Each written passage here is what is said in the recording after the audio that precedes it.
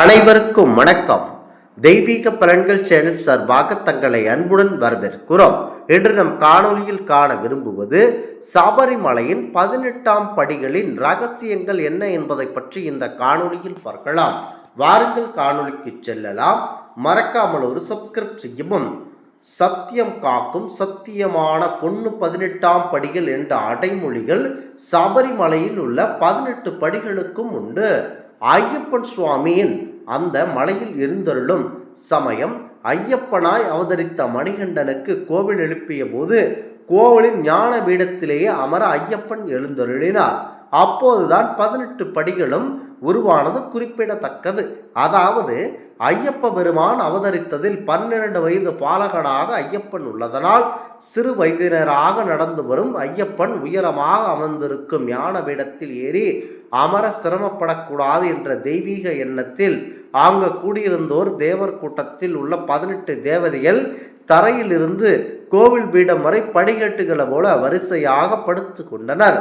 ஐயப்பன் 18 படிகளாக படுத்துள்ள தேவதைகள் மீது பாதம் வைத்து ஏறி வந்து ஞான பீடத்தில் அமர்ந்து தேவர்களின் பூஜையை ஏற்றுக்கொண்டார் பரமுள் ஸ்ரீ ஐயப்ப பகவான்.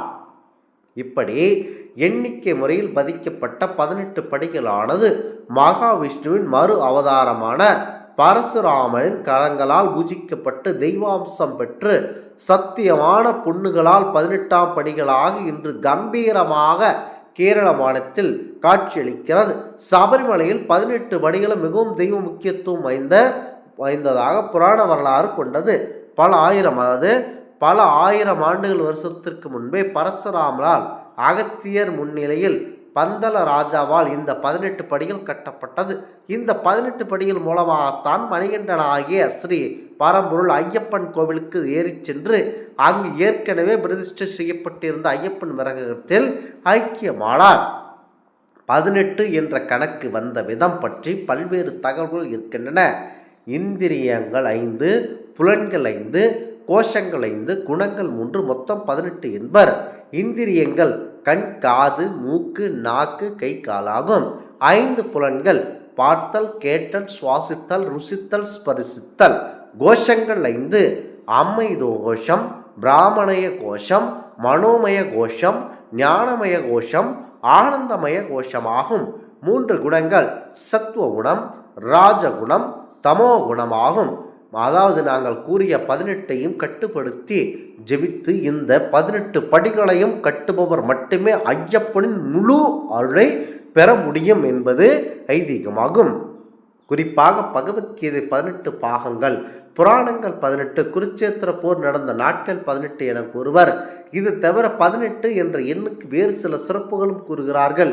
மொழி 18, ராகம் 18, சித்தர்கள் 18, இப்படி 18 என்ற எண்ணுக்கு பல சிறப்புகள் உள்ளன. போர் வீரனாகிய ஐயப்பன் 18 வகை போர்க்கருவிகளை இயக்கும் ஆற்றல் பெற்றிருந்தார். சபரிமலை கோவில் பிரதிஷ்டை செய்தவருக்கு ஐயப்பன் 18 ஆயுதங்களையும் 18 படிகளாக தியாகம் செய்தான் என கூறுவார்கள். ஐயப்பன் தன்னுடைய 18 கருவிகளை வைத்து 18 படிகளை உருவாக்கியதாக சொல்லப்படுகிறது. அவை வில், வாள், வேல், கதை, அங்குசம், பிரந்தபாவம், பரசு, பரிசை, குந்தகம், ஈட்டி, கைவாள், சுக்கு மாந்தடி, கடித்திவை, பாசம், சக்கரம், ஹலம், மழுக், முஷல ஆகிய 18 போர்க்கருவிகள் வைத்திருந்தார்.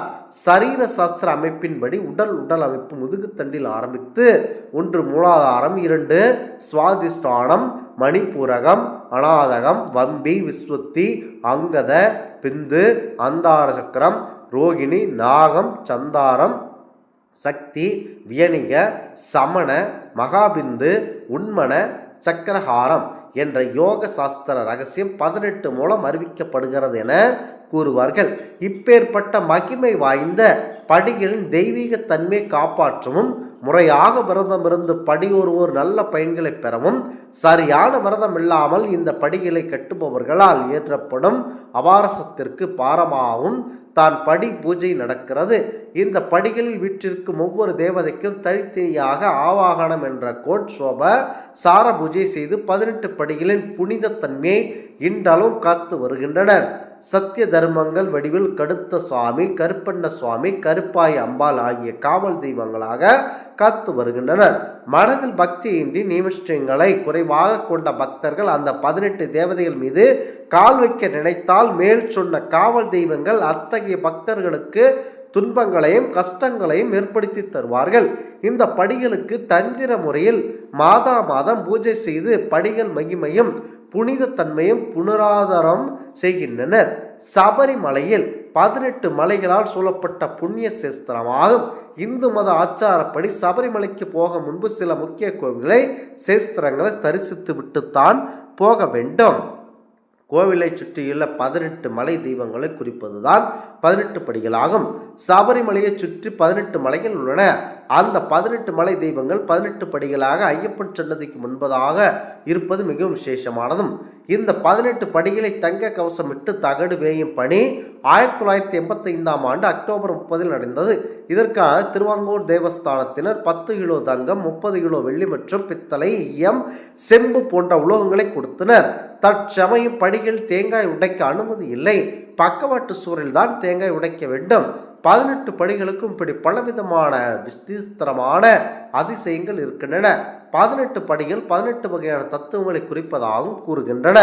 முக்கியமாக மெய், வாய், கண், மூக்கு, செவி, சினம், காமம், பொய், களவு, மண்ணெஞ்சம், சுயநலம், பிராமண, சத்திரிய, வைசிய, சூத்திர, சாமச, ராஜஜ என்ற 18 வகையான குணங்களை தாண்டினால் பகவான் ஐயப்பனை காணலாம் என கூறப்படுகிறது.